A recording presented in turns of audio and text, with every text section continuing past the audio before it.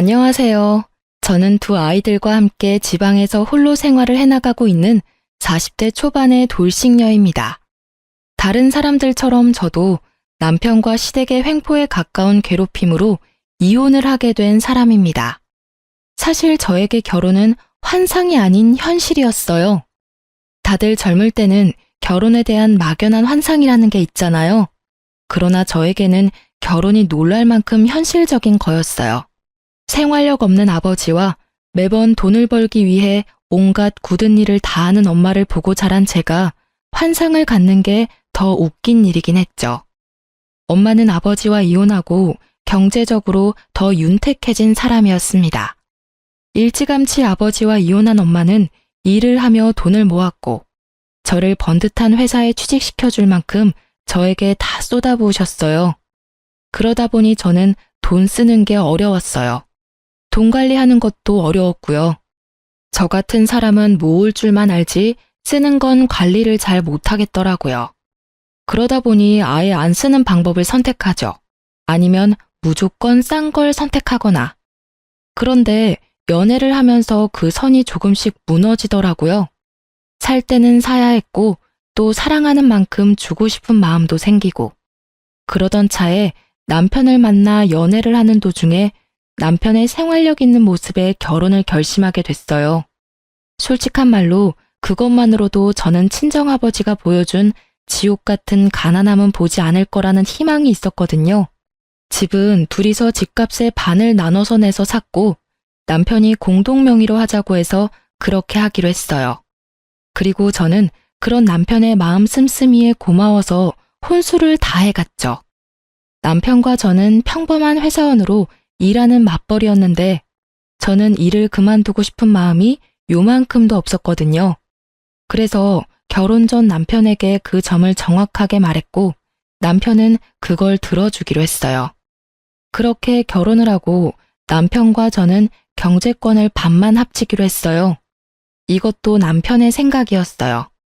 남편 통장은 생활비 통장으로 사용하고 대신에 그 통장의 카드는 제가 가지고 있기로 했어요. 생활비를 쓰는 건 저니까요. 제 통장에는 경조사용 통장으로 사용하기로 했어요. 양가 부모님 용돈이나 명절에 드릴 돈, 친인척들 경조사에 쓸 돈을 모으는 통장이었어요. 이 통장의 카드도 제가 가지고 있었어요. 남편보다는 제가 돈을 인출하기 편한 환경이었거든요. 남편의 생활력을 철석같이 믿고 있던 저에게 상상치도 못한 일이 벌어진 건 첫 아이를 낳고 난 후였어요. 당시 저는 출산 후 육아휴직 급여를 받으며 생활했는데 아무래도 남편의 월급이 그리 좋지 못하다 보니 생활에 한계가 생기더라고요. 그래서 결국은 첫 아이가 6개월일 때 육휴를 중단하고 일을 하러 회사로 돌아갔어요. 처음부터 젖이 잘 나오지 않아 아이는 분유를 먹는 중이었고 당시에는 친정엄마에게도 여유가 있는 상황이었기에 아이를 맡기는 것도 가능했었죠. 그렇게 4개월 정도 일을 다니고 있었는데 남편이 매번 생활비를 아끼라며 돈이 없다고 저에게 잔소리를 하더라고요. 저희는 각자 70만 원씩 생활비 통장에 넣고 있었거든요. 그리고 경조사용 통장에는 매달 각자 60씩 넣고 있었고요. 생활비 통장에 140이면 그다지 모자랄 일이 없는데 매번 모자라다고 하니 이상하더라고요. 처음에는 애가 생겨서 돈이 많이 나가는 거라고 생각하고 아무렇지 않게 여겼는데 매달 그 말을 들으니 너무 이상하더라고요. 제가 돈 쓰는 규모에 변함이 없는데 돈이 모자라니 말이죠. 저는 그렇게 꼼꼼하게 기록하거나 확인하는 스타일은 아니에요. 솔직히 저는 최소한 쓸 만큼만 통장에 넣어놓고 쓰는 타입이고 카드는 잔액 확인이 편하니 월말에만 확인을 했거든요. 그런 저에게 매번 돈이 없다는 남편에게 이상하다는 마음이 들어 가계부를 작성하게 됐어요. 없는 시간 쪼개서 작성하는 것도 힘든 일이었는데 이상하게도 진짜로 매달 4, 50만 원 정도가 비더라고요. 제 계산으로는 한 달에 8, 90밖에 쓰지 않았는데 도대체 남은 돈들은 어디로 갔을까 싶더라고요. 그래서 혹시나 하는 마음에 남편이 대충 집에 던져두었던 통장을 들고 은행으로 갔죠. 그리고는 통장 정리를 했는데 매주 월요일에 10만 원씩 똑같은 계좌로 돈이 빠지고 있더라고요. 그러니 한 달에 4, 50만 원이 계속 비었던 거예요. 근데 계좌번호가 익숙해서 보니 저희 시모의 계좌더라고요. 그 순간 슬슬 열이 받기 시작하더라고요. 용돈이라면 매달 경조사용 통장으로 제가 직접 40만 원씩 드리고 있었거든요. 그런데 저 몰래 남편이 시모에게 돈을 주고 있다는 걸 알고 나니 완전 배신감이 팍 들더라고요. 생활비 통장으로 용돈을 몰래 드리는 것도 화가 났지만 그것보다 더 화가 났던 건 남편이 예전에 저에게 그런 말을 한 적이 있었거든요. 친정에 애 맡기고 돈 주는 거 너무 아깝다고요. 친정에는 용돈 40만 원에 애 봐주는 비용에서 30만 원을 더 얹어서 총 70만 원을 드리고 있었거든요. 솔직히 더 드리고 싶었지만 눈치가 보여서 그렇게 드리고 있었어요. 그런데 남편이 그 이야기를 할 때 정말 속상했지만 아무 말 하지 않았어요. 둘이서 돈을 버는 거고 내가 더 벌어서 드리면 되지 하는 생각이 들었으니까요. 그런데 남편이 애를 봐주는 것도 아닌 시모에게 매달 4, 50이나 되는 큰 돈을 주고 있었다는 걸 알고 나니 정말 너무 화가 나서 뱃속이 다 뒤틀리는 기분이었거든요. 그래서 그날부터 매주 금요일에 친정엄마와 함께 마트에 가서 꼬박꼬박 10만 원씩 쓰시도록 해드렸어요. 아우, 이런 거 안 사줘도 돼. 너희 집에서 먹을 거나 사. 아니면 우리 손주 맛있는 거나 사던지. 괜찮아. 어차피 통장에 들어가는 생활비 중에 반은 내 건데 뭐. 그리고 엄마 집 냉장고 든든하게 해두면 어차피 손주한테 맛있는 거 해줄 거잖아. 안 그래? 제 말에 친정엄마는 곤란한 듯 웃으면서 손주에게 더 잘해주겠다고 하시더라고요. 그렇게 몇 주 지났을까요? 하루는 남편이 팔짱을 딱 끼고는 아주 고가운 표정으로 집에 들어오는 저에게 잠깐 부엌으로 와보라고 하더라고요. 제가 부엌으로 갔더니 남편이 냉장고 문을 열더니 말하더라고요. 당신 요새 돈 어디다 갔어?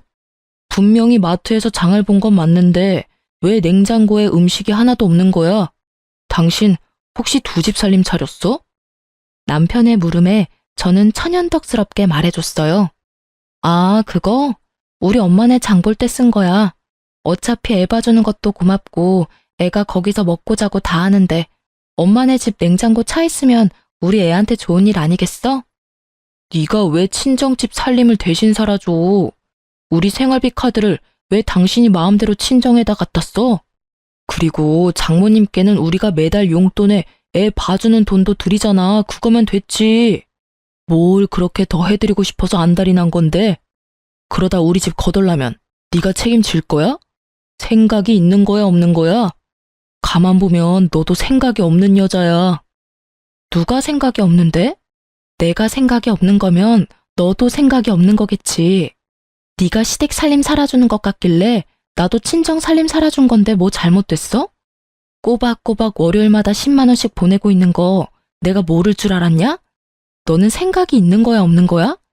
나 몰래 그렇게 시작한 너야말로 생각이 없는 남자겠지. 저는 그렇게 말하며 남편 앞에 남편 통장을 툭 던졌죠. 그걸 보더니 남편이 당황한 듯 그걸 후다닥 가져가더라고요. 아니, 왜 남의 통장을 마음대로 보는 건데? 이거 사생활 침해인 거는 알고나 있어? 그거 내 돈도 들어간 생활비 통장이거든? 아니, 그리고 지금 이 상황에 사생활 침해는 무슨 말이야?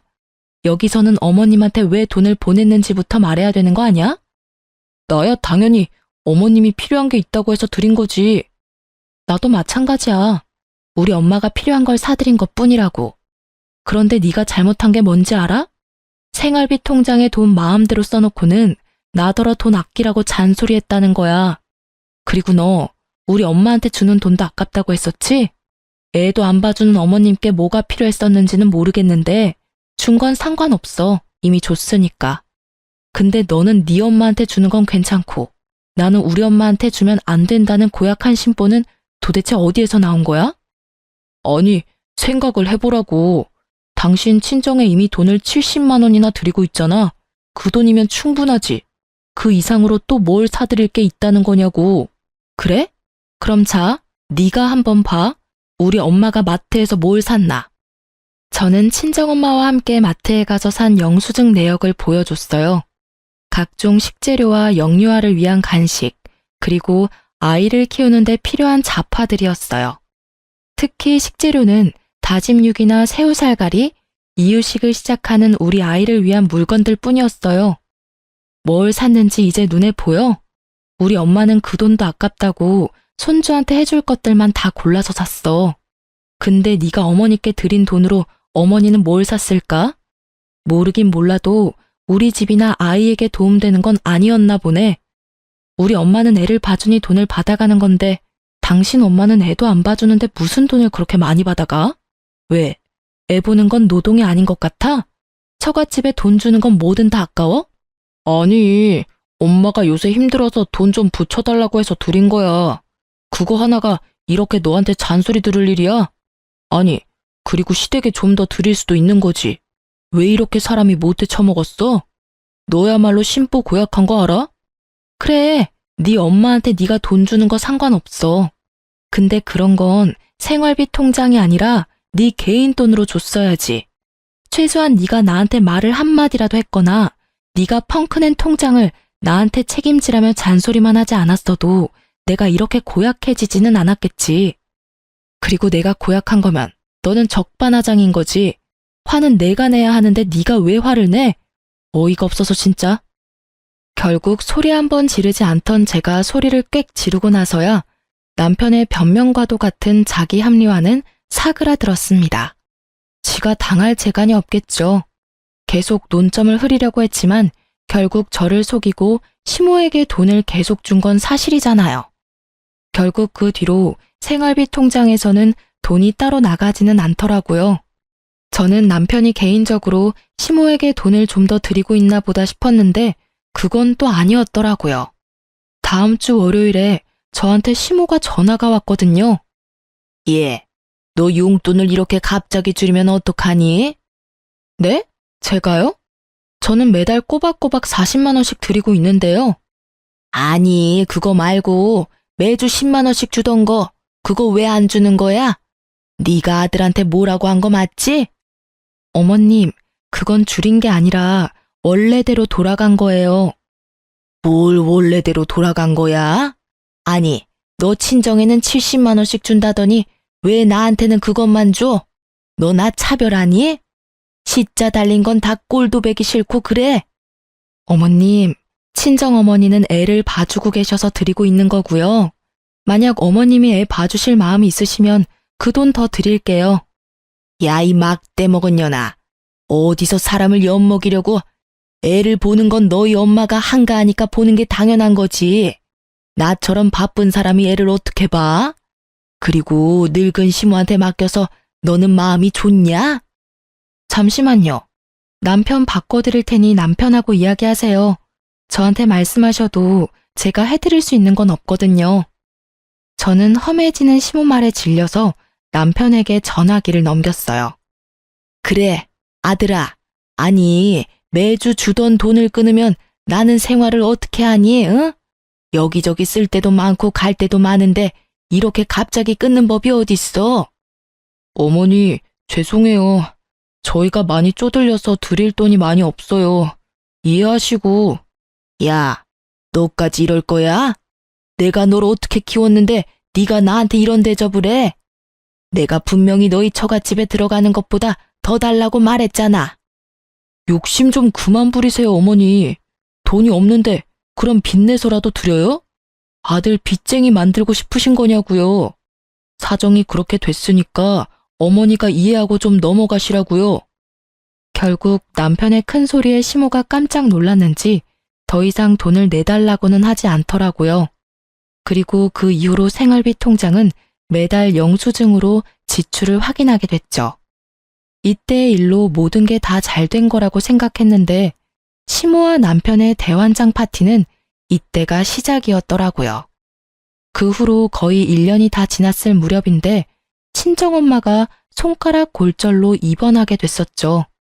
입원은 최소 기간만 가능했고 집에는 봐줄 사람이 없어서 엄마가 제게 연락을 했더라고요.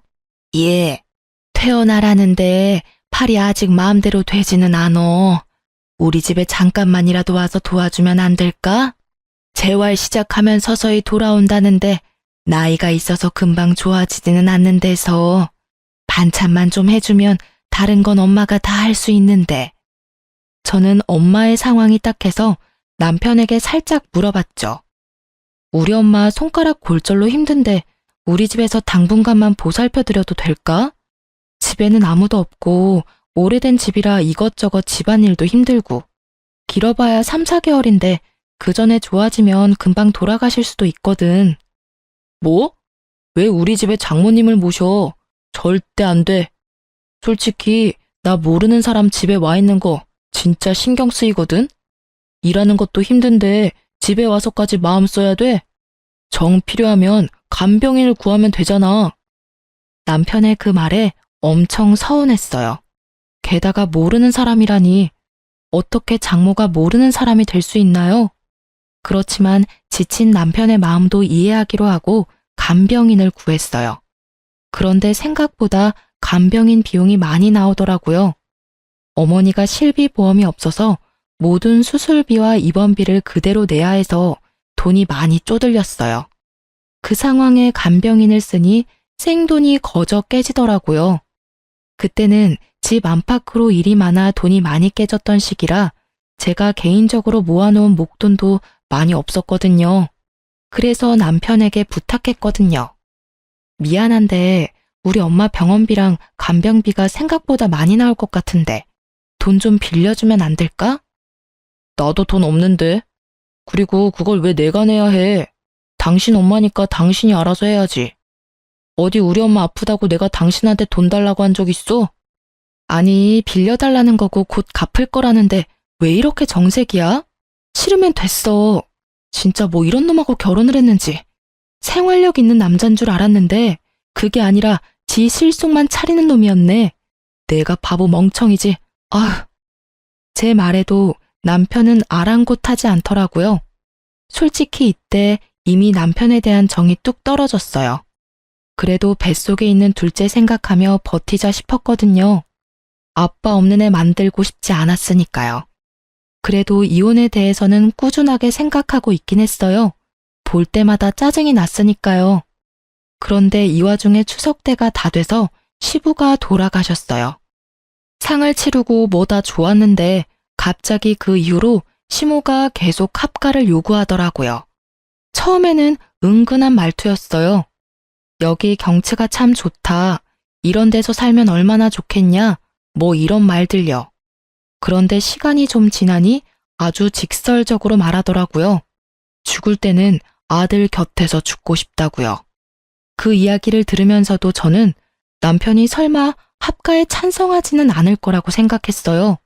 그런데 갑자기 그 다음에 추석이 다가올 때쯤 시모가 저희 집에서 차례와 제사를 지내고 싶다고 하더라고요. 시모의 집은 도심이었고 저희 집은 약간 외곽에 있는 주택이었거든요. 그래서 시모를 모셔와서 차례와 제사를 지내기로 했죠. 그렇게 5박 6일을 저희 집에서 머무셨는데 저는 정말 힘들어 죽는 줄 알았거든요. 당시에는 둘째가 태어나 1살 정도밖에 안 된 상태였고 손이 많이 가는 나이였는데 시모까지 와 있으니 신경 쓸 게 한두 가지가 아니잖아요. 사흘째가 되니 반이 넘어갔으니 좀만 더 참으면 편하게 쉬겠다 싶었는데 갑자기 시모가 말하더라고요. 나 오늘부터 여기서 살란다. 그 말에 말을 잇지 못한 건 저뿐만이 아니었어요. 남편을 보니 남편도 당황한 눈치더라고요. 어머님, 합가 말씀하시는 거면 저희가 저번에도 말씀드렸잖아요. 지금은 어머님을 모시고 살 만큼의 여건이 안 돼요. 애도 돌쟁이에 저희 맞벌이라 어머님도 그만큼 신경 못 쓸 거예요. 게다가 지병도 있으신데 도시에 있는 게 약 타기도 편하고 병원 다니기도 좋잖아요. 너한테 물은 거 아니야. 우리 아들한테 물었지. 아들아, 나 오늘부터 여기서 살게 해줘라. 나 죽더라도 네 옆에서 죽고 싶어. 우리 아들 집에서 죽고 싶어. 응? 어머니, 갑자기 이러시면 저희도 상의를 해봐야 하고 그만큼 여건도 안 되고. 남편은 시원히 말 못하고 버벅거리더라고요. 그런데 시모가 갑자기 통장과 도장을 떡 내놓더라고요. 이 안에 내 전 재산 들어있어. 그러니까 이거 너 가지고 가고 대신에 여기서 나 모시면 되지 않겠냐? 나 크게 바라는 거 없어. 진짜로 여기 이 공기 좋은 데서 마지막 생을 보내고 싶은 마음뿐이야. 어머님, 그걸 왜 저희를 주세요? 그냥 가지고 있으시면서 쓰시면 되죠. 여보, 받지 마. 제가 말하기가 무섭게 남편이 통장을 덥석 쥐더라고요. 그 모습에 보는 제 뱃속에서는 불덩이 하나가 들어앉은 것처럼 확 열이 나더라고요. 당신 진짜로 어머니 모실 거야? 그럼 어떡해. 이렇게까지 말씀하시는데 내가 받으려야지. 그래? 그럼 그 돈 받았으니 당신이 잘 받으려. 나는 손가락 하나 까딱 안 할 거니까. 이런 배은망덕한 년이 다 있나? 네가 이 집에 시집와서 얼마나 편하게 잘 살았는데. 그게 다 우리 아들 덕분인데 이제 와서 뭐? 손가락을 까딱 안 해? 우리 아들한테 왜 그런 험한 일 시켜? 결혼시켜줬더니 남편을 아주 지 마음대로 조종하려고 들어. 남편은 시모를 진정시켜놓고 저를 끌고 안방으로 데려오더니 달래듯 말하더라고요. 여보, 너무 감정적으로 생각하지 말고 어머니 전 재산이 얼만 줄이나 알아? 거의 5천만 원이야. 어머니가 준 돈 나눠줄게. 솔직히 당신이 어머니 케어할 부분이 더 많으니까 내가 그거 감안해서 당신한테 반은 나눠줄 테니까. 마치 그게 공평하다고 말하는 남편의 입을 쭉 잡아 찢고 싶더라고요. 아니, 내가 케어를 하면 나한테 돈을 다 줘야 당연한 거지. 어딜 반값에 후려치려고 하는 건지. 뭐, 그 돈 다 준다고 해도 절대로 합가는 반대였지만 말이죠. 그럼 그 돈 반을 가져가는 당신이 어머님도 반은 봐줄 거야? 당신도 알다시피 지금이 승진의 중요한 때고 이럴 때 집에 몸 붙들려 있으면 손해보는 거 잘 알잖아.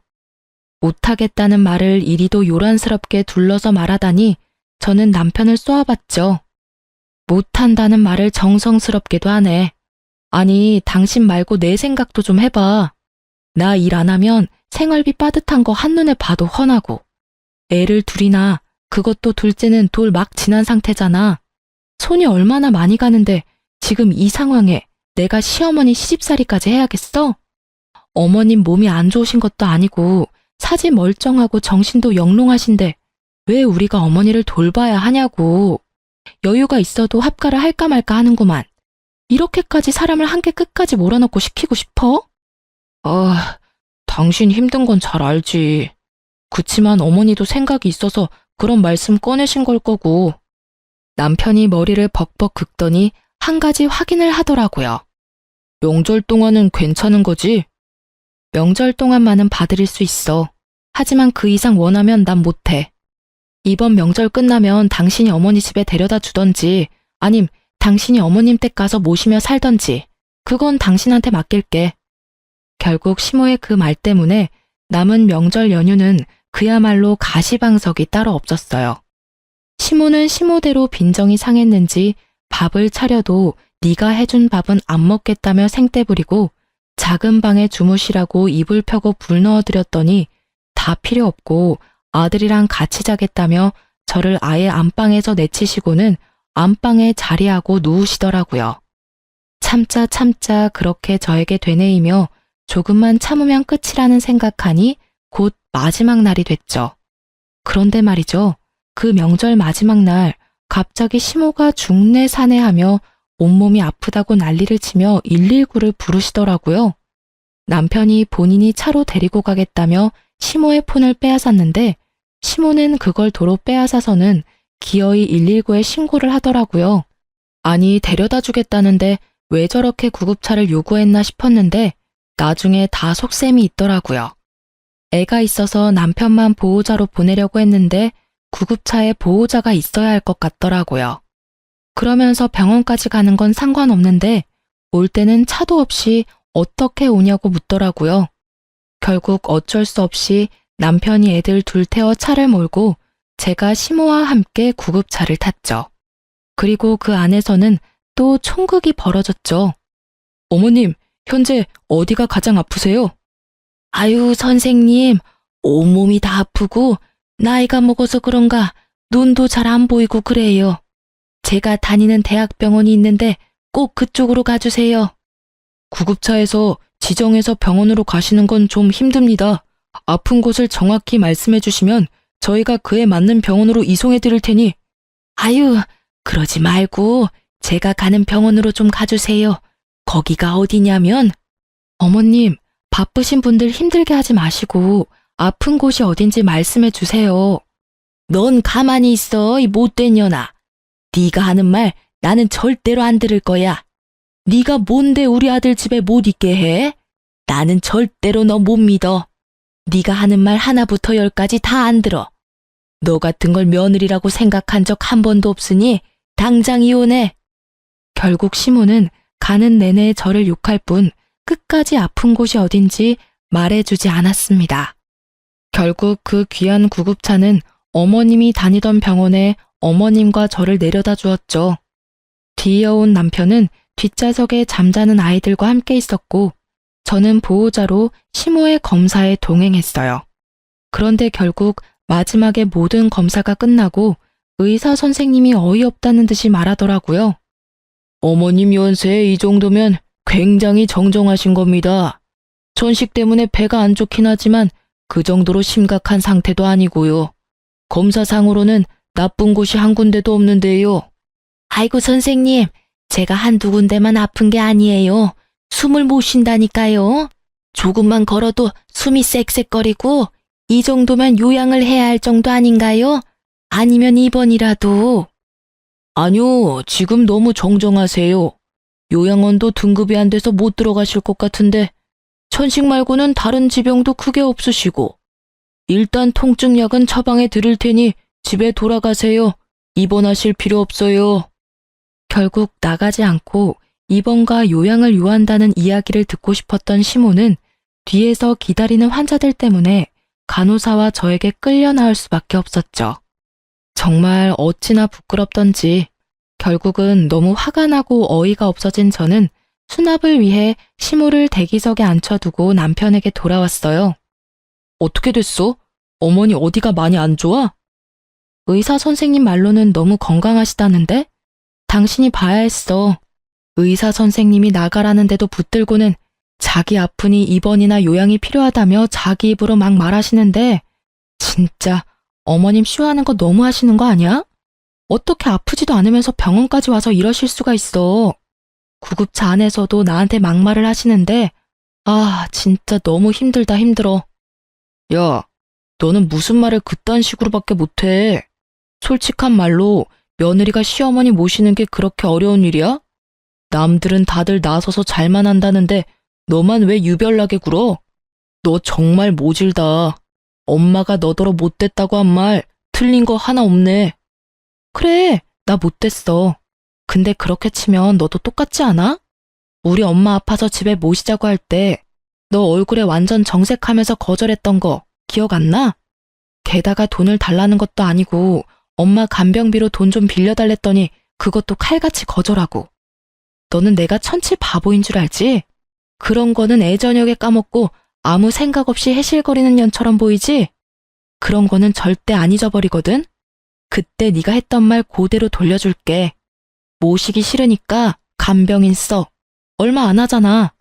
그리고 미리 말하는데 나는 간병인 쓰는데 드는 돈 절대로 줄 생각 없으니까 그쪽도 알아서 하고. 야, 그건 이거랑은 다르지. 그때는 단순히 손가락만 못 쓰시는 거였고 솔직히 장모랑 엄마랑 똑같을 수는 없잖아. 엄마는 내 엄마인데. 그러니까 하는 말이잖아. 네 엄마 네가 알아서 모시라고. 남의 손을 왜 빌려? 나도 내 엄마랑 시무랑 똑같을 수는 없거든.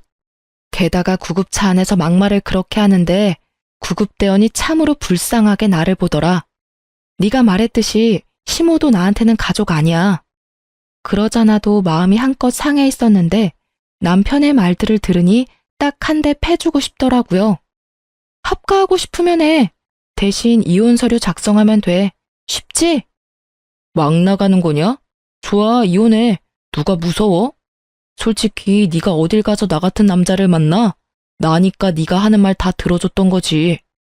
나가서 고생해봐야 정신을 차린다니까? 그래, 알았어. 근데 너 내가 하는 말 들어줬던 적 없거든? 내 뒤통수 친 적은 한 번 있네. 솔직히 소송하면 나한테 더 유리할 거 알지? 나야말로 볼 꼴 못 볼 꼴 다 봤거든. 고맙다 이 새끼야. 이혼해줘서. 저는 그날부터 이혼 준비에 들어갔습니다. 막상 이혼을 하면 앞으로의 불확실한 미래 때문에 두려울 줄 알았는데 웬걸요? 아주 속이 시원하더라고요.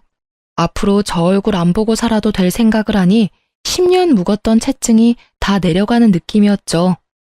이혼 전문 변호사를 만나서 법적으로 가져올 수 있는 건 최대한 끌어오자는 느낌으로 소송에 임했어요. 그리고 혼자서 애를 키우고 돈을 벌 계획까지 모두 철저하게 준비하고 있었죠. 집은 어차피 공동명의라서 살고 있지 않아도 한 사람의 임의대로 팔 수 없기에 그냥 놔두고 나왔어요. 친정에서 아이와 머물고 있었죠. 그리고 생각보다 빠르게 이혼 확정 판결이 떨어졌어요. 재산 분할도 변호사님이 예상한 대로였고 양육권과 친권도 제가 가져올 수 있게 됐어요. 또 이혼 위자료도 조금이지만 받게 됐죠. 이제 절차상의 서류 정리만 마무리하면 되는 상황에서 갑자기 전 남편에게서 연락이 왔어요. 병원 주소를 보내더니 당장 이곳으로 와달라고 하더라고요. 그 말만 하고 뚝 끊길래 다시 전화했는데 전 남편이 전화를 계속 안 받더라고요. 그래서 혹시나 싶어서 그 주소로 향했어요.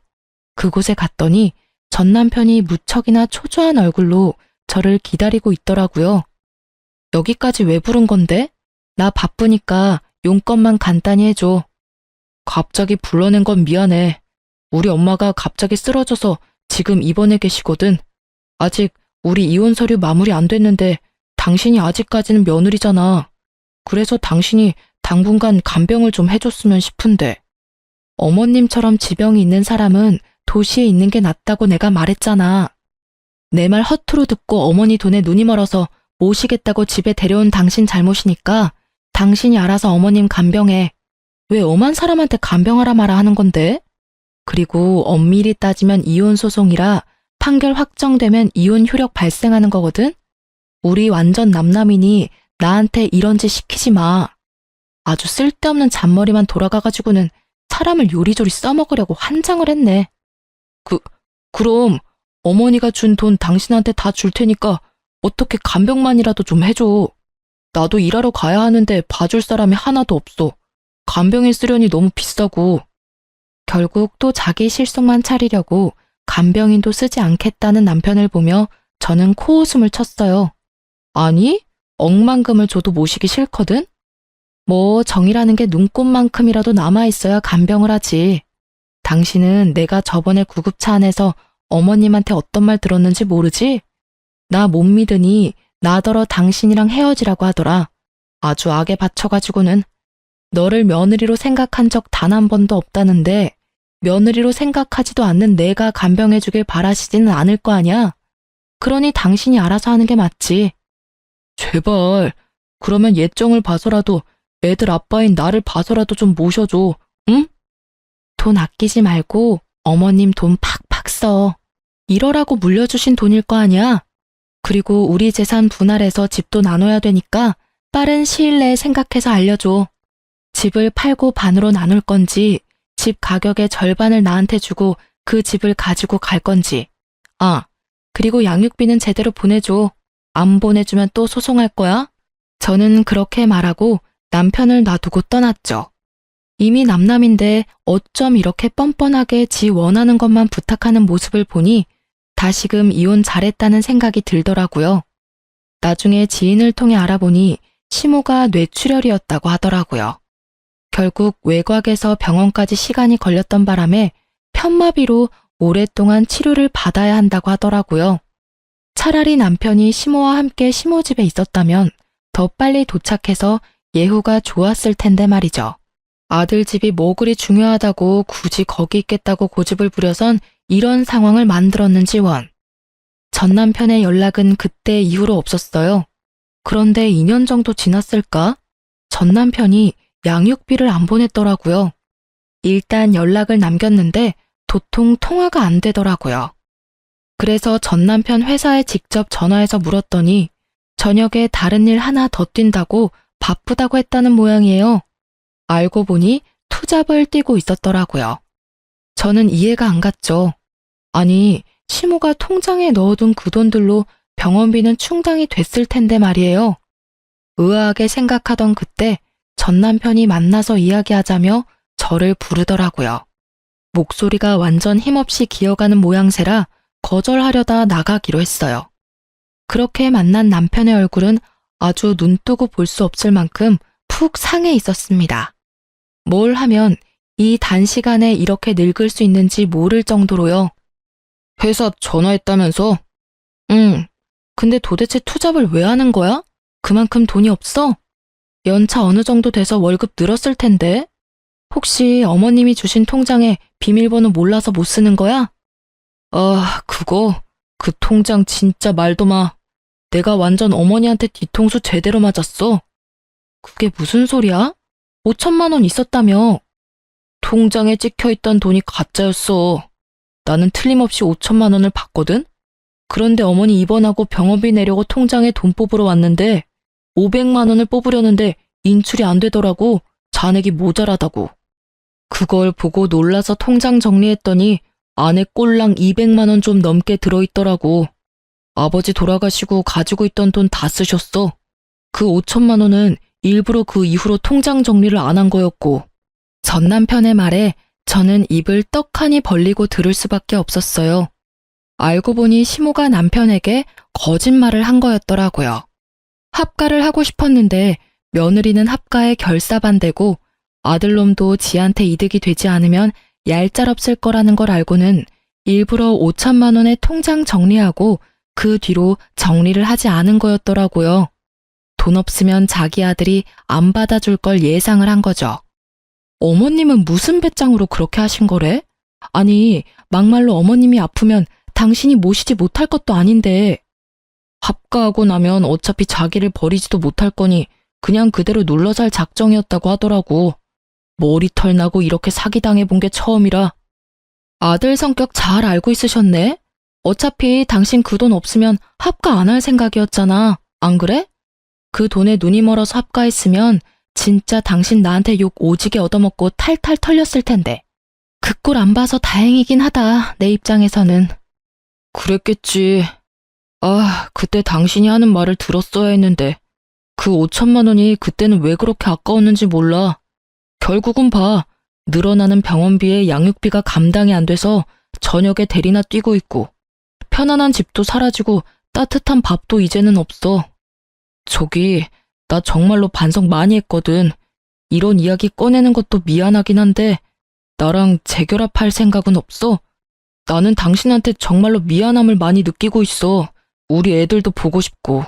전 남편은 아주 애처로운 표정으로 제 손을 붙잡고는 아주 슬픈 얼굴을 하더라고요.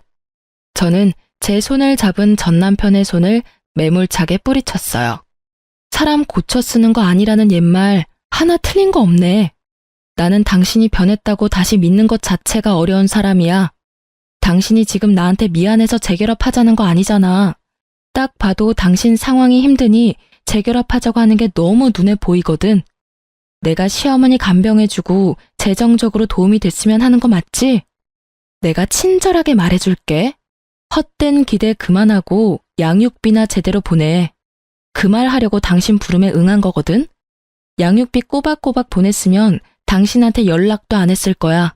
저의 확고한 말에 전 남편의 얼굴에 가득하던 슬픔은 온데간데 없이 사라지고 완전 짜증나는 얼굴만 얼굴에 가득하더라고요. 그딴 말 할 거면 꺼져. 사람 힘들다는데 뭐? 양육비나 내놓으라고? 내가 너한테 부탁한 것부터가 잘못이지. 사람이 이 정도로 저자세로 나가면 적어도 생각하는 척이라도 해야 할 거 아니야. 그러게 왜 번지수를 잘못 짚어서 이런 불편한 상태를 만들어. 그러고 보면 당신은 참 안 변하는 것 같아. 여전히 자기 실속 잘 챙기고 있고 그것 때문에 피도 많이 받는데 여전히 모르고 있고. 결국 남편은 저를 놔두고 홀라당 가버렸어요. 커피값도 계산 안 하고요. 마지막까지 정말 재수없는 놈이었어요. 제가 어쩌다 저런 남자와 결혼을 했는지. 저 남자가 제 인생에서 도움이 된 거라고는 엄마 생각 지긋한 두 아들 뿐이네요. 전 남편과 헤어지기 전 많은 준비를 했지만 역시나 이혼 후에는 힘든 시간의 연속이었어요. 그렇지만 그 와중에도 저는 점점 담금질 당하고 더 강해졌다는 생각을 하곤 해요. 아이들은 가끔씩 아버지에 대해 궁금해하긴 했지만 자신들을 만나러 오지 않은 아버지에 대해 점점 관심을 끊게 되더라고요. 사랑의 반대말은 무관심이라고 했던가요? 아이들에게 남편은 그렇게 없는 존재가 되어가고 있어요. 솔직히 아이들의 그런 모습에 안쓰럽고 슬프기도 하지만 아버지와 아들의 관계가 제가 강제할 수는 없는 노릇이잖아요. 그 정도로 당했으면 본인이 실속을 차리느라 가장 중요한 인간관계에 소홀해지고 있다는 걸 조금이라도 깨달았을 때도 됐을 텐데. 여전한 걸 보면 정말 아직까지 철이 덜 든 건지도 모르죠. 저야 애들 생각하면 좀 안 됐다고 생각하지만 남편과 애들이 가까워지지 않는 게 마음은 더 좋아요. 아이들을 전 남편의 그런 행동에 물들이고 싶지는 않거든요. 글을 쓰면서도 그때의 생각이 새록새록 떠올라 조금은 답답하고 화가 나기도 했지만 이렇게 제 꽁꽁 숨겨두었던 제 이혼 이야기를 꺼내고 나니 마치 임금님 귀는 당나귀 귀라는 동화책처럼 마음 한구석이 무척이나 후련한 생각이 들어요. 이래서 너무 한쪽으로만 생각이 치우치면 안 되는 것 같아요. 저도 아버지 같은 사람 피하려다가 도리어 더 이상한 남자를 만나고 말았으니까요. 뭐든 적당한 게 최고라는 말을 요즘에서야 서서히 이해해가고 있어요. 좀 더 일찍 알았다면 제게도 이런 일은 없었을지도 모르죠. 하지만 지금은 꽤 잘 살고 있어요. 애들도 학교 들어가니 손 많이 가지도 않고 미안하게도 일찍 철이 들어버렸지만 엄마가 힘들다는 걸 잘 알고 있는 두 아들 덕분에 서로 도와가며 잘 지내고 있거든요. 고부 갈등으로 고생하는 전국의 며느리들 힘내시고 글 읽어주셔서 무척 감사합니다.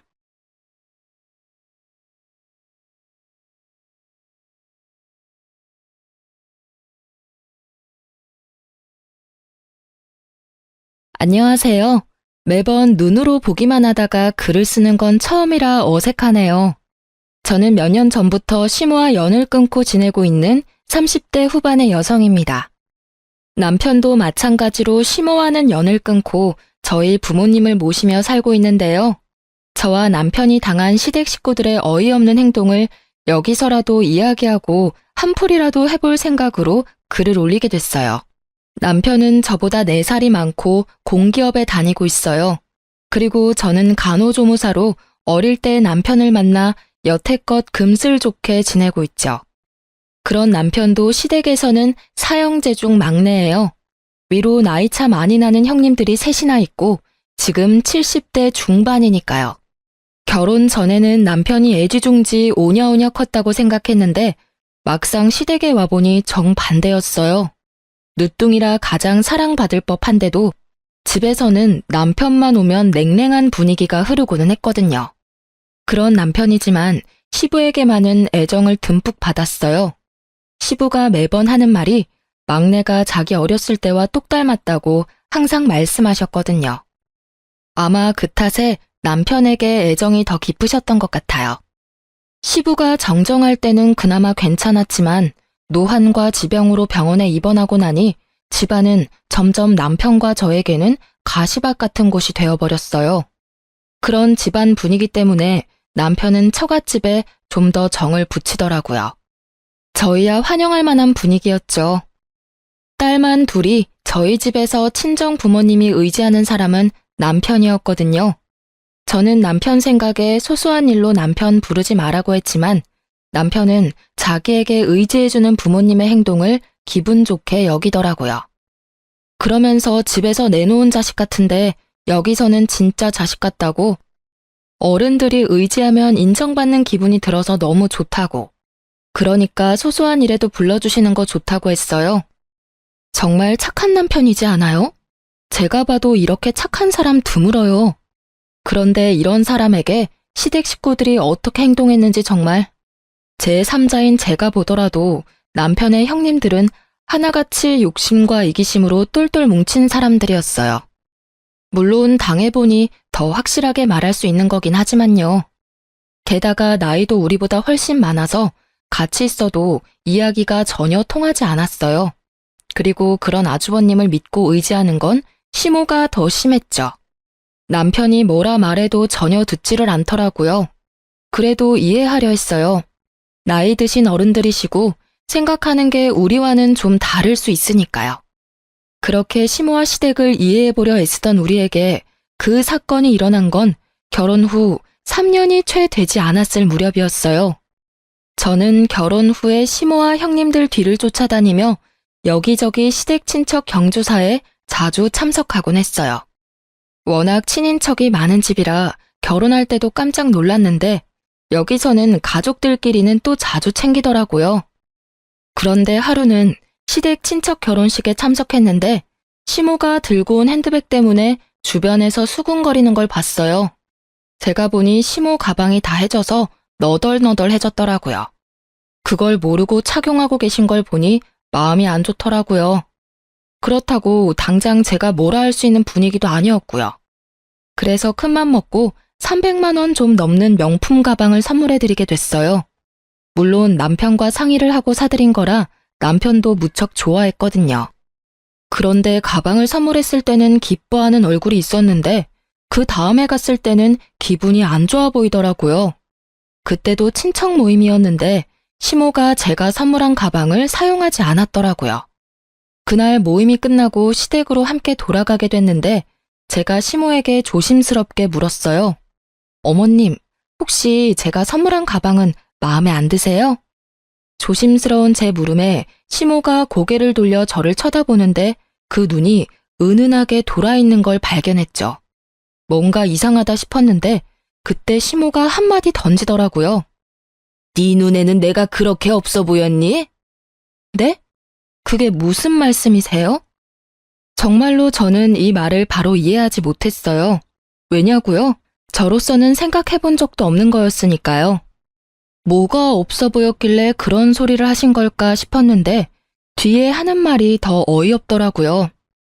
내가 돈이 없어서 가방을 안 샀겠어? 그런데 나한테 가방을 선물했다는 건 내가 거지꼴처럼 보였으니 네가 선물을 한 거겠지. 어머님, 전혀 아니에요. 그런 마음에 들인 거 아니고 저번 친척 결혼식 때 어머니 가방이 너무 해진 게 보여서 사드린 것뿐이에요. 정말 그것뿐이라고요. 내가 너한테 그딴 동정심이나 사야 하니? 어디 새파랗게 어린 게 어른한테 돈 자랑이야? 가만 두고 보니까 네 시어미가 거지처럼 보이디? 정말 그런 거 아니에요, 어머님. 가방 사드릴 때도 남편이랑 상의해서 사드렸고. 듣기 싫다. 그딴 변명 들으려던 거 아니거든. 네가 사준 거 필요 없으니까 당장 가져가. 결국 시모가 옷장 안에서 꺼낸 건 제가 사드린 가방이었어요. 그리고는 그걸 제 앞에 탁 하고 던지시더라고요. 저는 시모가 왜 이런 말을 하는지 여태껏 이해가 가지 않았어요.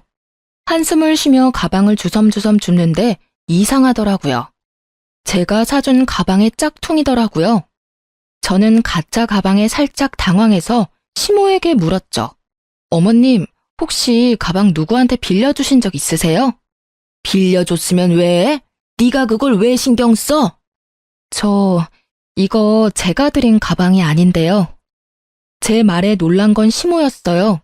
하지만 시모는 이내 안색을 바로 하더니 말하더군요. 난 한 번도 안 썼어. 그거 큰며느리한테 빌려줬었는데 아니, 친구 아들 결혼식 때 쓸 가방이 없대서 빌려줬지. 저는 그 길로 바로 큰형님에게 전화를 했어요. 형님, 저 막내예요. 혹시 어머님한테서 가방 빌리신 적 있으세요? 아니, 그런 적 없는데? 죄송하지만 어머님은 형님한테 빌려주셨다던데요. 아하, 그거 빌렸었지. 그런데 왜? 어머님이 그 가방 안 쓰신다고 돌려주셨는데 제가 선물한 가방이 아니라서요. 제 거는 진품이었는데 이건 가품이거든요. 가방이 바뀐 것 같은데 짐작 가는 일 없으세요? 아니, 가만 보자 하니까 사람을 무슨 도둑으로 몰아? 네가 처음부터 가짜 가방 줘놓고는 지금 나한테 뒤집어 씌우는 거야? 이래서 무섭다니까. 어떻게 큰형님한테 그런 소리를 할 수 있어? 버릇이 없어도 정도껏이지. 그런데 큰형님의 목소리에 시모가 도리어 더 표독스러운 표정을 지으며 제게 소리치더라고요. 야, 너 사람을 거지 취급한 것도 모자라서 가짜 가방까지 줬니? 기가 막혀서. 그래, 가짜 줘놓고 생색내니까 기분이 좋았어? 어쩐지 그 가방 들고 다니기 싫다 했더니. 죄송하지만 처음부터 그 가방은 진짜였어요. 짐작만으로 그렇게 말씀하시면 곤란하죠. 결국 저는 그날 남편과 큰형님을 시댁으로 불렀고 집은 한바탕 난리가 났어요. 이 일이 왜 큰일이 됐냐면 큰아주버님이 알게 됐거든요. 결국 아주버님이 집에 오셔서는 쌍심지를 켜고 저에게 삿대질을 하며 욕을 하더라고요. 어디 배운 거 없는 티 내면서 윗사람한테 누명을 씌워? 그 가방이 가짜면 네가 가짜를 가져온 거지, 어? 새파랗게 어린 게 두 눈 동그랗게 뜨고 아니라고 거짓말을 해? 사람 그렇게 안 봤는데 참 웃기네. 내가 처음부터 마음에 안 들었어. 그래, 비싼 가방이랍시고 어머님한테 가짜 가방 주면서 생색내려고 했었어. 누군 뭐 돈이 없어서 그런 거 안 하는 거라고 생각해? 올 같지도 않게 시어른 거지 취급한 게 누군데? 아주버님들이 다 모이니 아주 파티가 났더라고요. 제 욕하는 파티요. 이 기회다 싶었는지 저한테 어찌나 욕을 하는지. 그리고 가만 듣다 보니 시모에게 거지 취급 어쩌고 말을 린 게 이 아주버님들 같더라고요. 마치 제가 시모 눈에 들어오려고 돈지랄했다는 식으로 몰아가더라고요. 그때 남편이 집에 와서는 제 결백을 증명해줬어요. 진짜 남편 아니었으면 큰일 날 뻔했거든요. 시모의 조카이자 남편의 이종사촌에게 전화를 걸더라고요. 그제서야 저는 처음부터 거기 전화를 했으면 모든 게 해결됐을 거라는 걸 깨달았죠. 나야. 우리 와이프가 사간 그 가방 말이야. 그거 혹시 가짜는 아니었어? 무슨 소리야. 우리 매장에서 직접 산 거고 내가 직접 차까지 몰아줬잖아. 그래, 그랬지. 근데 그 가방이 지금 가짜라고 누가 우기는데 네가 이야기 좀 해줄 수 있어? 뭐? 고모, 제가 그 매장에서 일하잖아요. 그날 포장도 내가 하고 차도 몰아줬어. 중간에 바뀔 틈도 없고 바뀔 수도 없었거든요. 분명히 그거 들고 고모네 집 들어가는 거 확인했으니까 걱정하지 말아요.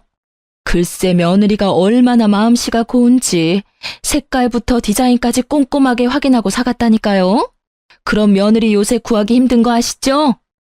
농담까지 섞어가며 말하는 남편의 이종사촌은 제가 가방을 산 그 매장에서 일하고 있었거든요. 그녀의 증언에 저는 누명을 벗었고요. 그 말에 형님과 아주버님들은 모두 입을 꾹 다물더라고요. 세상에, 그 시끄럽던 집이 한순간에 조용해졌다니까요.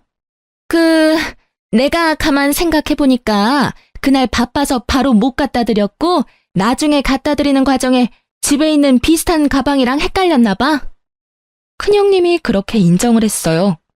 그러면 뒤따라오는 당연한 게 있어야 하잖아요. 사과요. 그런데 아무도 저에게 미안하다 말을 안 하더라고요. 웃긴 건 도리어 이 상황에서 저를 더 몰아가더라고요. 에이, 그러게. 왜 집에 그딴 비싼 가방을 사와서 이 분란을 일으켜? 돈지랄을 하고 싶었으면 혼자 조용히 할 것이지. 왜 남의 집에 와서 비싼 물건을 선물해서 이런 일을 만드냐 이 말이야. 그게 말이에요? 아니, 이렇게 여럿이서 어린 제 와이프한테 할 소리 못할 소리 다 해놓고는 어떻게 사과 한마디가 없어요? 너야말로 계집년 치마폭에 폭 쌓여서는 가족이고 뭐고 눈에 뵈는 게 없어? 어디서 형님한테 큰 소리로 소리치고 난리야? 따지고 보면 다 그 가방 탓 아니니? 네 와이프가 그거 집에 들이지만 않았어도 이런 일은 없었을 거 아니야? 어머니! 남편의 절망과 답답함으로 가득한 얼굴을 보니 제가 참을 수 없더라고요. 아니, 무슨 이런 가족이 있어요? 선물을 줘도 날리고 시어머니 선물을 가져다 쓰고는 갑이 가짜를 돌려주지를 않나. 아니, 그게 왜 제 잘못이에요? 잘해줘도 싫으신 거면 이제 앞으로는 관여 안 할게요. 그리고 이게 다 가방 탓이라니. 가방은 제가 가져갈게요. 형님, 어서 진짜 가방 가져오세요. 제 말에 아주버님과 시모는 다시 들끓어 여기 쓰지 못할 욕을 해댔고, 큰형님은 뭐가 그리 당당한지 차에 가서는 곧 제가 시모에게 선물했던 가방을 가져와서 툭 던지더라고요. 남편은 시모에게 더 이상 이 집에 오지 않겠다며 선언하듯 말을 던지고 저와 함께 시댁에서 나왔어요. 결과적으로는 시모와 만나지 않게 되어 도리어 더 편해지긴 했어요. 그런데 그 뒤에 진짜 웃겼거든요. 제가 그 가방을 중고로 팔아서 나온 돈에 제 돈 좀 더 보태서 부모님 크루즈 여행 보내드렸거든요. 그걸 카톡 푸사에서 봤는지 시모가 연락 왔더라고요. 넌 뭔데 우리 아들 돈으로 돈지랄 하냐고요. 그래서 저도 답해드렸어요. 제가 벌어서 쓴 제 돈이고 그 가방 팔아서 모은 돈이라고요. 그랬더니 시모는 별말 없더라고요. 그런데 옆에 셋째 형님이 계셨더라고요. 셋째 형님이 하는 말도 진짜 웃겼죠. 아무리 시댁에 화난다고 해도 명절은 꼭 챙겨야 하는 거 알지? 일할 사람 없으니까 꼭 와서 거들어. 딱 보니 혼자 일해야 할 것 같으니 저한테 시켜 먹으려는 게 눈에 딱 보이더라고요. 죄송하지만 어차피 며느리 취급도 안 해주는 사람들 뿐인데 제가 왜 거길 가야 하죠? 남편도 가지 말자고 이야기 다 됐으니까 알아서 하세요. 저는 명절 때 남편과 함께 시부를 보러 요양원에 갈 예정이었지만 그 사람들에게 말하지는 않았어요. 제 말에 셋째 형님이 화가 많이 나신 것 같았지만 무시하고 전화를 끊었어요. 제가 왜 그 사람들 이야기를 들어주고 있어야 하나요? 제 일도 바쁜데 말이죠. 어쨌든 시모와는 인연을 딱 끊게 됐지만 시부와는 여전히 따로 문병도 가고 연락하며 잘 지내고 있었으니까요. 그걸로 됐다고 생각하고 있었죠. 그런데 그렇게 1, 2년 지났을 무렵이었어요. 시부에게서 연락이 왔더라고요. 아니, 오늘 가족들 모두 모이라고 했는데 너희는 왜 여태껏 안 와? 많이 바쁘냐? 아버님, 죄송한데 저희는 아무 연락도 못 받았어요. 혹시 무슨 일 있으신가요? 뭐? 왜 연락을 못 받아? 내가 분명히 중요한 이야기 있으니 다들 모이라고 분명히 이야기했는데. 아이고, 그래. 연락이 안 갔을 줄은 몰랐네. 혹시 지금 시간이 되면 집에 좀 와보거라. 뭔가 눈치를 채신 듯 화가 난 시부의 음성이 살짝 누그러지더라고요. 저는 남편과 저녁을 빨리 먹고 시댁으로 향했어요. 오랜만에 가는 길이라 기분은 그리 좋지 않았지만 시부가 있었으니까요. 그렇게 시댁에 갔는데 이미 뭔가 한바탕 한 듯 분위기가 좋지 않더라고요. 3명의 아주버님과 3명의 형님들, 그리고 시모가 한꺼번에 저희를 무척 짜증나게 쳐다보더라고요. 어차피 오지 않던 시댁이라 별 상관없는 느낌으로 앉아 있었는데 시부가 갑자기 유산에 대해 이야기를 꺼내더라고요. 내가 나이가 많아. 요새 많이들 산다고는 하지만 그래봐야 10년 살까 말까지. 당장 죽을 정도는 아니지만 재수 없으면 당장 죽을지도 모를 나이고. 시부는 그렇게 자기가 가지고 있던 재산에 관한 서류를 들고 왔더라고요. 이 재산을 어떻게 나눌지 너희들하고 이야기하려고 불렀다. 시부의 말에 둘째 아주버님이 말하더라고요. 아버지, 유산 배분의 막내는 빼야 하지 않겠어요? 아니, 아무리 생각해도 시댁을 개떡같이 알잖아요. 명절에 코빼기도 안 보이고. 이 집에서 비싼 가방으로 분란만 일으켰는데 게다가 시어머니 모실 생각도 안 하는데 왜 유산을 나눠요? 그 이야기를 듣고 있는 남편의 표정이 점점 벌겋게 달아오르더라고요. 열이 받을 대로 받아서는 부글부글 끓고 있는 게 제 눈에는 훤하게 배더라고요. 남편은 이제까지 차별받았는데 마지막까지 차별받게 됐다는 생각에 완전 분노 폭발 직전이었어요. 저는 남편의 팔꿈치를 끌어당기며 진정시켰어요. 이야기나 들어보자고요. 그런데 점점 들을수록 저도 기가 막히더라고요. 맞는 말이에요, 아버지. 도대체 왜 여기 왔는지 이해가 안 가요. 제정신이 있으면 이런 자리에는 알아서 빠져야 하는 거 아니야? 어디서 뻔뻔하게 재산 탐내러 여기 와 있는 거야? 그렇게 삼형제가 나란히 저희 부부를 욕하는 와중에 시모는 우리 부부 것만 쏙 빼고 음료와 간식을 내왔더라고요. 아예 없는 사람 취급하겠다 이거죠. 결국 첫째 형님이 쐐기를 박더라고요. 아버지, 막내는 재산 분배해서 빼야 해요. 쟤네도 재산 준다 하시면 저희는 앞으로 제사 못 지내요. 저런 하이에나 같은 것들한테 줄 돈이 어디 있다고 매번 막내를 부르시는 거예요. 결국 이 대목에서 화가 난 건 남편이 아닌 저였어요. 아니, 재산 탐내는 하이에나가 누군데 우리더러 뭐라는 거예요? 우리는 여기 아버님한테 연락받고 왔고 이런 이야기 나올 줄 생각도 못했거든요. 세상에, 하이에나? 그러는 당신들이 하이에나지. 아버님 입원해 계시는 동안 제대로 와보지도 않았으면서 뭐 그렇게 효심 깊은 아들 흉내내고 있으세요? 여보, 진정해. 형님, 제가 아무것도 모른다고 생각하시나 본데 저도 이제 알 거 다 알아요. 어차피 어머니가 저 빼고 나머지 형님들한테 어머님 가지고 계시던 재산 다 나눠준 거 아니까요. 그렇다고 제가 이제껏 그에 대해 말한 적 한 번이나 있긴 해요. 그 말을 듣고 새 형님의 얼굴은 썩은 동태가 됐고 시부는 그 말에 노발대발하셨어요. 아니, 그 재산을 왜 멋대로 애들한테 물려줬어? 당신 미쳤어? 그 재산이 당신 것도 아니고 내가 맡긴 거 아니야? 아니, 그럼 어떡해요. 애들이 다 힘들다고 난린데. 결국은 애들한테 물려줬어야 할 돈들인데 아까워요? 아까운 게 아니라 그 과정에서 또 막내만 빠졌으니 하는 소리 아니야? 도대체 이 세 놈들한테 왜 나눠준 거야? 다 이유가 있어서 준 거예요. 첫째가 사업이 실패해서 빚이 좀 생겨서 어쩔 수 없이 줬고, 둘째는 주식 때문에 문제가 생겨서 줬죠. 그리고 셋째는 아시다시피 애가 약해서 얼마 전에 입원까지 하는 바람에 수입이 영 없었으니까. 우리가 아는 바에 의하면 저 말들은 다 거짓말이었거든요.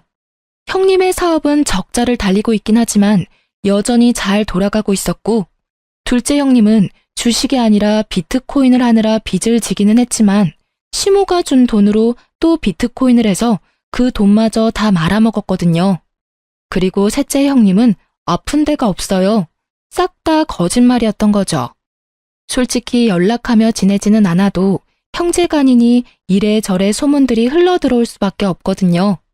저는 어이가 없고 남편은 여전히 분노에 차 있더라고요. 어머니한테 저는 이제 더 이상 자식이 아닌 듯하니 이젠 절대로 어머니와 형님께 관여하지 않겠습니다. 아버지, 죄송해요. 그래도 아버지께는 잘할게요. 저거 봐라. 아버지 재산 탐나서 아부나 떠는 꼴 봐. 네가 그래 봐야 아버지 재산 한 푼이라도 받을 수 있을 것 같아? 우리가 못 받게 할 거야. 마누라랑 수준이 똑같지? 마누라는 명품 가방으로 시어머니 환심이나 사려 하질 않나? 지는 아버지한테 아부나 떨면서 콩고물 떨어지길 기다리질 않나? 조용히 안 해? 이것들이 한 번만 더 형제끼리 싸우면 당장 첫째 너부터 재산 분배해서 빼버릴 거니까! 결국 꽥소리를 지른 시부의 말에 형제들이 조용해졌죠. 시부도 저도 이 분위기를 보고 기가 막힌 표정만 지었어요. 아버지, 그 부분은 아버지가 알아서 하세요. 저희는 더 이상 이 집안에 관여 안 하고 싶어요. 그리고 어머니, 항상 그랬듯이 쭉 저희는 없는 사람이라고 생각하세요. 그렇게 사시는 게 어머니한테도 저한테도 맞는 것 같으니까요. 그래, 그런다고 내가 후회할 줄이나 알았어? 네가 그렇게 해준다니 내가 다 속이 시원하다. 널 아들이라 생각한 적 없으니까. 결국 남편은 시모와의 관계를 끊겠다고 말하고 집에 돌아왔어요. 자식을 저렇게 모질게 대하는 엄마를 처음 봐서 그런지 저는 집에 돌아온 뒤에도 이해가 안 가더라고요. 그런 제 속이 이렇게 답답한데 남편은 어련했겠어요? 그냥 있는 게 제일 좋은 방법 같아서 저희는 더 이상 그 집에 연연하지 않기로 했죠. 그 뒤로 한 1년은 시모에게 연락 한 번 없더라고요. 시부와 만나서도 남편은 가족 이야기는 되도록 안 했고요. 솔직히 저는 무소식이 희소식이라고 연락 없는 걸 다행으로 여겼거든요. 그런데 연락을 끊은 지 1년이 좀 더 지나서 집에 누가 찾아왔더라고요. 보니까 시모와 요양원 직원이라는 사람이 찾아왔더라고요. 시모는 우리 쪽은 쳐다도 보지 않고 여전히 없는 사람 취급이었고요. 시모와 함께 온 사람은 시모의 상황이 힘들게 됐다며 저와 남편에게 먼저 말을 꺼내더라고요. 처음에 전화를 하려고 했는데 시모가 아들 집을 안다며 그 사람을 데리고 우리 집까지 찾아온 거였어요. 사실은 어르신이 손목이 부러져서 저희 병원에 입원을 하셨거든요. 손목은 3개월 좀 더 지나서 괜찮아졌는데 그때는 보호자분들이 퇴원을 원하지 않으셨어요. 저희야 병원비 받고 어르신 잘 모시면 되는 건데 그 병원비가 계속 밀리고 있어서 저희 쪽에 보호자분으로 등록되신 분은 둘째 아드님이신데 연락이 안 돼서 다른 보호자분을 찾아왔어요. 어르신이 막내 아드님이 계신다고 하셔서 병원비랑 보호자 변경에 대해서 상의를 좀... 죄송하지만 저희는 시댁과 연 끊었습니다. 그걸 원하셨던 것도 어머니셨고요. 지금 이렇게 오셔서 하실 말씀은 아니실 텐데 왜 여기 왔는지 궁금하네요. 남편을 아들 취급 안 하겠다 하신 건 어머니셨잖아요. 요양원 직원은 무척이나 간곡한 표현과 말투로 이야기를 했지만 저는 그런 직원의 말을 딱 잘라버렸어요. 그 이야기를 듣던 시모의 얼굴이 점점 분노로 가득해지더니 버럭 소리치더라고요. 너랑 이야기할 거 없다. 나는 아들이랑 이야기해야겠어. 들어봐라 얘. 둘째가 보호자로 되어 있는데 그놈이 연락을 안 받아. 첫째 놈은 내가 전화하니 모르는 사람 취급이고 자기는 내 자식이 아니니 다시는 연락하지 말라고. 셋째는 자기가 의료급여 수급자라며 자기 같은 처지에 노인 하나 더 맡으면 자기가 죽는다며 앓는 소리를 하지 뭐냐. 이 썩을 것들이 아주 지 어미를 호구로 봐. 울분에 가득 찬 시모의 목소리가 분노에 가득 차 있었어요. 그런 와중에도 남편은 지극히 평온한 모습이었고 저는 기가 안 차서 한숨만 푹푹 내쉬었죠. 그것뿐이면 내가 말을 안 해. 내가 가지고 있던 집, 내 명의의 집까지 홀라당 팔아먹었어. 입원하고 한 달도 안 돼서 다 팔아먹었더라. 이 되먹지도 못한 것들이 나 입원시킬 때 이미 잔머리 굴려서 생각해둔 게 틀림없어. 막내야, 너희 형들이 이 모양 이 꼴이니 내가 마지막 남은 내 아들 찾아온 게 당연하지 않겠니? 응? 결국 평온한 남편 대신 제가 화를 내고야 말았어요. 이제 와서 내 아들 운운하는 모습이 너무 뻔뻔하잖아요. 아니 어머님, 사고는 형님들이 다 치고 갔는데 왜 우리한테 와서 하소연하세요?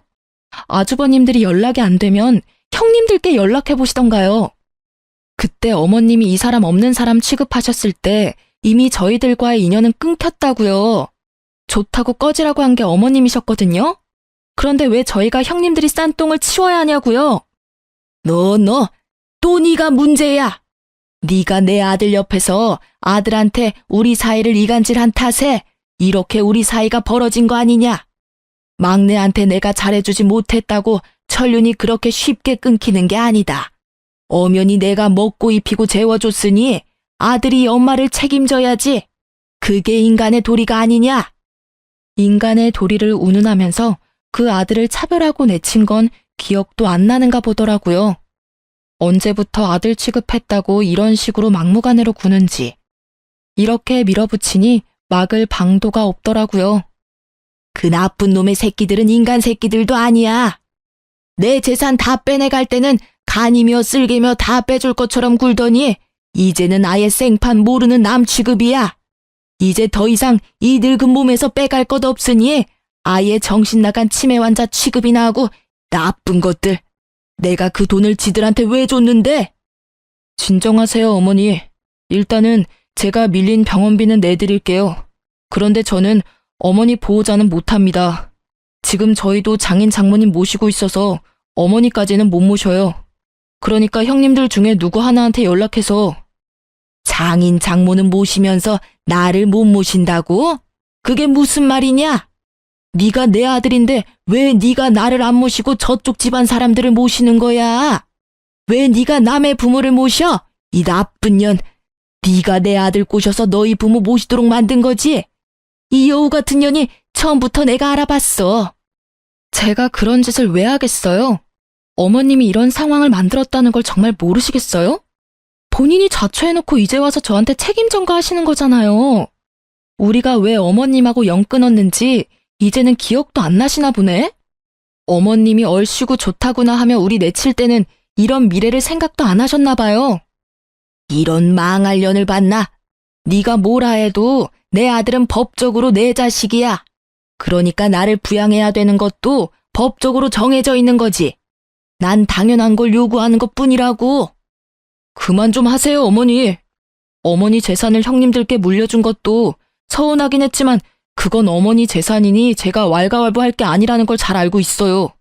그렇지만 제가 살면서 차별받은 건 절대로 못 잊어요. 사랑도 못 받고 컸는데다가 영까지 끊자고 합의 다 본 마당에 이제 와서 부양하라고 해도 저는 못합니다.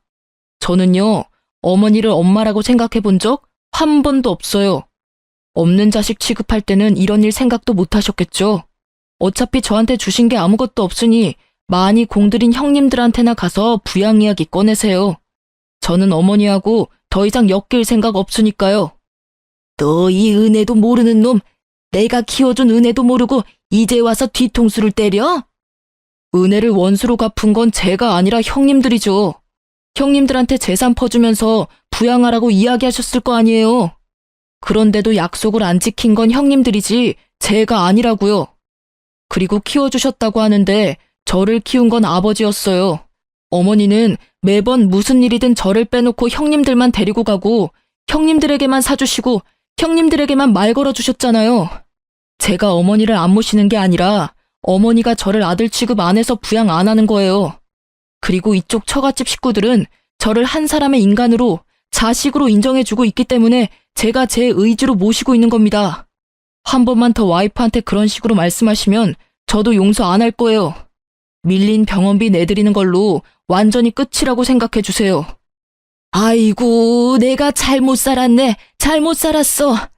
자식을 넷이나 키우고도 이런 취급을 받으니 내가 한참을 잘못 살았어. 지들은 다 혼자서 큰 줄 알지. 내가 그 마음고생을 하면서 집에 있게 해줬더니 이렇게 사람 뒤통수를 치고. 오냐, 너 같은 아들 나도 필요 없어. 내가 여기로 오겠다고 생각한 자체가 미친 짓이었지. 그래, 너 혼자서 아주 잘 살아봐라. 그렇게 화를 버럭 낸 시모가 씩씩거리며 밖으로 나갔어요. 그 연세에 참으로 정정한 그 모습에 함께 온 직원이 당황한 표정으로 따라 나가더라고요. 결국 남편은 직원에게 밀린 병원비는 대신 내주겠다며 계좌와 금액을 받았어요. 대신 앞으로 이쪽으로 찾아오지 말라고 신신당부했어요. 둘째 형님에게 연락해 놓을 테니 그쪽으로 연락하라고 말이죠. 남편은 밖에서 기다리던 시모에게 자기가 마지막으로 해드릴 수 있는 거니 앞으로도 지금처럼 연락 말고 지내자고 당부를 했어요. 그리고 시모가 보는 앞에서 둘째 형님께 전화해서 말하더라고요. 어머니 밀린 병원비 내가 냈는데 앞으로 나는 시모 신경 안 쓸 거다. 호적에서 파든 말든 마음대로 하고 재산은 전부 형님들이 가져갔으니 알아서 어머니 모시고 만약 또 자기한테 어머니가 오시면 아버지에게 전화해서 아버지가 가진 재산까지 형님들 못 가져가게 막겠다고 말이죠. 그랬더니 형님들이 난리가 나서 네가 무슨 권리로 그러냐며 난리치더라고요. 남편이 다 무시하고 전화를 끊자 시모에게 바로 둘째 형님이 전화가 왔더라고요. 왜 거기가 있냐고, 요양원에 있으면 자기들이 다 알아서 하는데 왜 일을 이렇게 만드냐며 시모를 아예 쪼아버리더라고요. 그런데 시모도 가만히 있지는 않더라고요. 너희가 다 연락을 씹으니 자기가 여기까지 와서 이 수모를 당한다며 네가 어떻게 그럴 수 있냐며 눈물 한 바가지 흘려주시고요. 저는 시모의 모습을 보면서 자기 무덤 자기가 판다는 속담이 머릿속에서 떠나질 않더라고요. 그러게 처음부터 남편에게 잘해줬으면 이 착한 남자가 효도하면서 어머니 모시고 잘 살았을 텐데 말이죠. 이제 와서 아들이라며 되돌리려 해도 이미 상처받고 틀어진 관계가 회복되기는 어렵잖아요. 결국 그 뒤로 또 시모와의 연락은 끊겼어요. 다행히 병원비도 잘 내는지 어쩌는지 저희한테도 연락이 없고요. 시부와는 자주 왕래하는 저희가 뜻밖의 사실을 접한 건 어머님 일로부터 한 달쯤 지나서였어요. 그때도 아버님이 그 사실을 알았던 건지 저와 남편을 부르더라고요. 시부는 시모에게 재산을 하나도 받지 못한 남편에게 자신이 가지고 있던 아파트를 하나 남겨주셨어요. 아버님이 직접 아파트 명의를 저희 앞으로 변경해 주셨죠. 그러면서 시부가 말씀하시더라고요. 너희 엄마 너무 미워하지 마라. 다 내 탓이야. 내가 밖에서 자식을 낳아오는 바람에 네 엄마가 비뚤어진 거니 내 탓이지. 아들이 셋이나 있으니 너한테 그리 큰 의미를 두지 않을 거라고 생각했다. 그런데 이렇게 미워할 줄은 몰랐어. 갓난쟁이 때부터 기르면 기른 정이라도 생길 줄 알았는데 그게 아니었나 보다. 내 무덤까지 갖고 가려다가 그냥 가면 네가 평생 엄마에게 사랑받지 못한 사람이라는 생각을 안고 있을까봐 내 말하는 거야. 그러니 너무 미워하지 마라. 그제야 모든 게 이해가 가더라고요. 남편이 이복자식이었는데다가 바람을 피운 시부와 똑같이 생겼으니 시모가 더 싫어했던 거예요. 남편은 그제서야 마음이 좀 편해졌더라고요. 그런데 제 생각과는 다르게 자기가 미움을 받는 이유를 알게 돼서 마음이 편해진 게 아니라 시모와 진짜로 피가 통하는 사이가 아니라는 걸 알게 돼서 개운해진 거라고 하더라고요. 딴에는 천륜이니 그런 걸 엄청 신경 쓰고 있었던 모양이에요. 그렇게 저희의 마음이 안정을 찾아갈 무렵 저희는 생각지도 못한 곳에서 시모와 재회하게 됐어요. 바로 남편의 사촌네 결혼식에서요. 저희는 결혼식에 간 건 아니었어요. 사실은 친정 부모님 모시고 웨딩홀 근처에 식사하러 나온 김에 호텔 근처 야외 커피숍에서 커피 좀 마시고 있었는데요. 하필 호텔에서 우연찮게 고모님을 만나게 됐거든요. 그때 고모님과 함께 있던 게 시모였어요. 시모는 아무도 신경 써주지 않은 티가 나는 그런 모습으로 결혼식에 와 있더라고요. 고모는 남편에게 무척 잘해주셔서 남편에게 이왕 만난 거 식장이라도 왔다 가라고 권유했고 남편은 식사는 안 하더라도 축의금은 주고 오자며 홀 안으로 들어갔죠. 솔직히 그때 친정 부모님이 같이 계셔서 남편도 약간 당황한 것 같더라고요. 저희가 시모와 연을 끊었다고 고모님 같은 다른 친척분들과 연을 끊은 건 아니잖아요. 그래서 친정 부모님에게 먼저 양해를 구하고 같이 웨딩홀로 향했죠. 그리고 그 안에 있던 시모와 맞닥뜨린 거예요. 안녕하세요. 잘 지내셨죠? 형님들이 잘 모시고 있으신가 봐요. 시모는 저의 인사에도 제 말을 무시하고는 쳐다보지도 않더라고요. 뭐 당연히 그렇게 나오겠다 싶어서 저도 더 이상 신경 안 썼어요. 돈만 내고 가면 다시 안 볼 사람이잖아요. 그런데 그때 고모님이 말하더라고요. 어휴, 너희 형님들이 어머니를 잘 모시겠어? 언니 지금 우리 집에 와 있어. 오빠가 부탁해서 우리 집에서 같이 있는데 이 망할 놈의 자식들이 아주 연락도 없고 이번에 결혼식장 온다던데 내 한마디 해주려고. 저는 솔직히 형님들과 아주버님들을 마주치고 싶지 않아서 남편이 빨리 오기만을 기다리고 있었는데 결국은 아주버님과 형님들이 먼저 저와 마주치게 됐어요. 그런데 저와 남편에게 상냥하게 말하던 고모님이 갑자기 새 형님들을 보더니 순식간에 돌변하더라고요. 그리고는 사람이 그래도 적은 화장실 근처로 데리고 가서는 형님들에게 한 소리 퍼붓기 시작하더라고요. 너희들, 내가 니들 보려고 여기 결혼식장까지 와 있을 줄 몰랐지? 어떻게 그럴 수가 있어? 어머니를 고모한테 맡겨놓은 자식들이 세상 천지 어디에 있어? 니들 그러는 거 아니야. 돈 다 받았다고 엄마를 없는 사람 취급하고 부양 안 하려고 안간힘 쓰는 거 내가 모를 줄 알아? 저와 남편은 그 대목에서 좀 놀랐죠. 저번에 남편이 시부말을 꺼내고서는 좀 잠잠해지나 했는데 그게 아니었더라고요. 돈만 내고 여전히 요양원에 모시고 있었던 것 같더라고요. 면회도 안 가고 사람을 계속 그렇게 가둬놓으니 결국 시모가 시부에게 연락을 했고 시부는 고모에게 연락해서 시모를 좀 봐주라고 한 것 같았어요. 참으로 대단한 형제들이다 싶었어요. 이렇게 고모의 한마디에 형님들과 아주머님들은 모두 시모를 외면하며 모르는 일인 척하고 있더라고요. 그러면서 하는 말이 더 웃겼어요.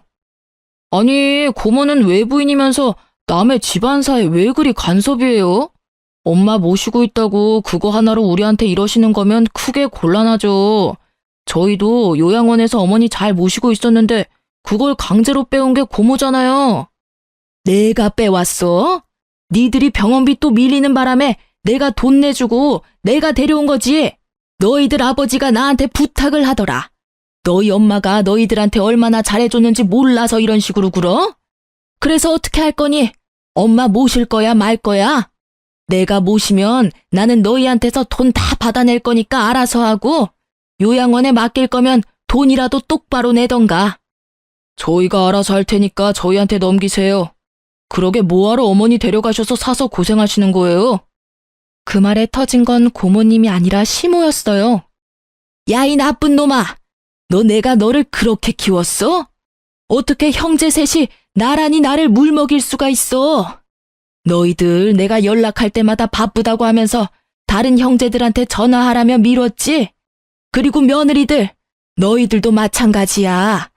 내가 전화하면 바쁘다고 끊기 바쁘고, 뭐 돈 나갈 일 있으면 돈 없다며 돈 원할 때만 찾지 말라고 소리 빽 지르고. 너희가 인간이야? 인간 탈을 쓴 짐승이지? 그래, 나한테서 돈 될 만한 거 다 가져가고 나니 이제 이 늙은이는 바람 빠진 풍선같이 쓸모가 없지? 이럴 줄 알았으면 내가 너희들한테 잘해줄 일이 아니었어. 막내 하나한테 다 물려주는 건데. 봐라, 지 부모도 아닌 처가 식구들까지 챙기며 살고 있는 걸 봐. 내가 저걸 보면서 얼마나 후회가 됐는지 아냐? 나한테 잘하겠다고 입으로만 백날 이야기하는 너네들이 아니라 행동으로 모든 걸 보여주는 막내한테 투자했어야 했어, 이 망할 놈들아. 결국은 시모의 분노가 터져버렸고 아주버님들은 또 그들대로 골이 날 대로 났더라고요. 아니, 그렇게 좋으시면 막내한테 가세요. 가시면 될 거 왜 우리한테 와서 들러붙으려고 하시냐고요. 좋은 자식 있으면 좋은 자식한테 가면 되시지. 아, 저번에 연 끊으시면서 절대로 안 본다고 하신 게 마음에 걸리세요? 그리고 막내도 생각이 있으면 어머니 받아주겠어요? 저희랑 다 같이 대놓고 차별하고 없는 사람 취급하셔놓고는. 너희들이 아니었으면 내가 그렇게 하지도 않았겠지. 그리고 너희들은 내가 가지고 있는 게 없다고 생각하나 본데 내가 가지고 있는 하나가 아직 있어. 그거는 너희한테 절대로 안 주기로 했다. 벌써 수령인까지 싹 다 바꿨거든. 내 사망보험금. 시모의 입에서 사망보험금이라는 단어가 나오자 형님들과 아주머님들의 눈빛이 정말 순식간에 바뀌더라고요. 그러면서 갑자기 형님들이 어머니에게로 달려가서는 이산가족 상봉한 것처럼 어머니, 어머니, 우리랑 같이 가세요 하며 곡소리를 내는데 이건 뭐 거의 꽁트였죠. 남의 결혼식에서 이렇게 웃긴 연극 찍는 것도 참 어찌 보면 대단한 재능이잖아요. 보통 뻔뻔해서는 이런 일을 할 수 없으니까요. 정말 그 꼴을 보는데 기도 안 차더라고요. 그런 가족들을 한심한 표정으로 지켜보던 고모가 한 말씀 던지셨어요. 사망보험금 하나에 다시 또 이렇게 부모님 사랑이 샘솟냐? 언니, 내가 이 말까진 안 하려고 했는데 도대체 자식 농사를 어떻게 한 거유? 이 눈들 좀 봐. 세상에, 그렇게 모셔가라고 할 때는 왜 자기들한테 떠넘기냐며 눈에 쌍심지를 켜고 달려들더니 보험금 한마디에 아주 효자가 셋이나 생겼네. 말해봐요. 어떻게 키우면 저런 불효자를 셋이나 만드는지.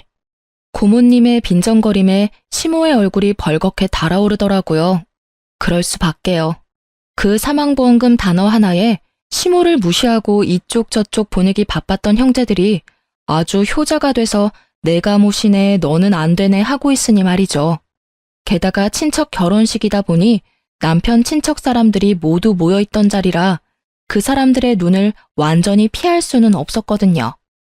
그 친척들이 혀를 차며 시모와 새 아주버님께 한 말씀씩 던지더라고요. 저것도 자식이라고? 자네 자식들은 없다 생각하는 게 낫겠네. 저거야 원 자식이 아니라 빚쟁이지. 돈을 그만큼 뿌리면 뭐래? 자식들이 인간이 덜 됐는데. 그래, 사망보험금 혹시라도 자식들한테 미리 넘기지 마. 그러다가 또 저번처럼 팽당하고 요양원에서 천덕꾸러기 신세 못 면해. 저것들 얼굴 봐봐. 저거 사람 얼굴인가? 아주 돈벌레 같은 인간들이구만.